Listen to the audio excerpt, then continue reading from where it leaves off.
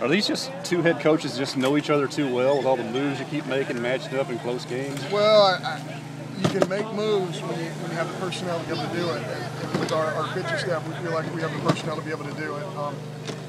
These guys make the decisions easy for you because they come in and they get the job done, and they work their tails off in practice, and you see, how they match up. And boy, you can't say enough about how these two clubs competed tonight. I can't say enough about what the Bulldog Nation did here tonight. They made noise and they showed up. They knew it was at stake, and our kids love it and they appreciate it, and it means so much to us. This was a tournament type of atmosphere, and I really appreciate our fans coming out and making it that way. Darrell's home run was obviously important, but do you think it was maybe more important what happened in the 5th and 6th innings when things were real close and your guys kind of just stuck together and got out? Yeah, and I thought that sequence that Pollo had with the little thing at the plate, the pitch in, where's the pitch, did it hit him, all that stuff.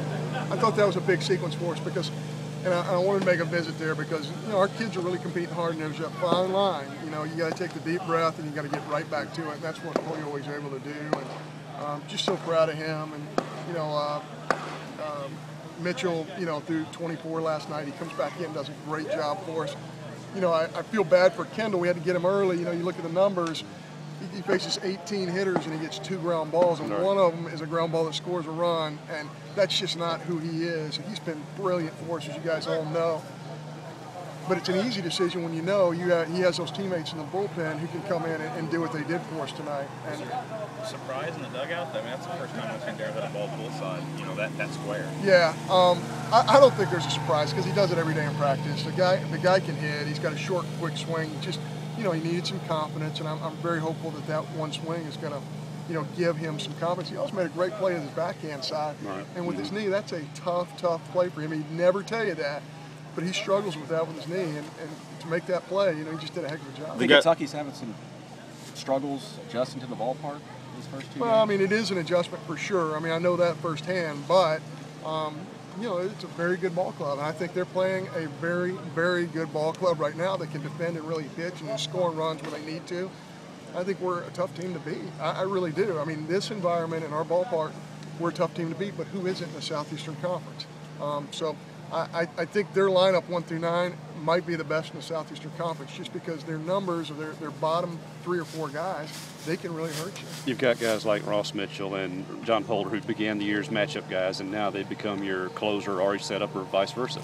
Well, we went into I really felt like we could have extended out a little bit, and when we went to the 9th, and Butch just said, hey, we need to go with Jonathan. He's our hottest guy. I don't care if they go left, right, what they match up with. He's our hottest guy, and he feels it. And I mean, what a freshman just shoving in the strike zone with 2 different pitches, 3 at times. I mean, you just can't say enough about what the mentality that takes to be able to do that at this level. Against maybe the best team in our league. Any idea who throws tomorrow?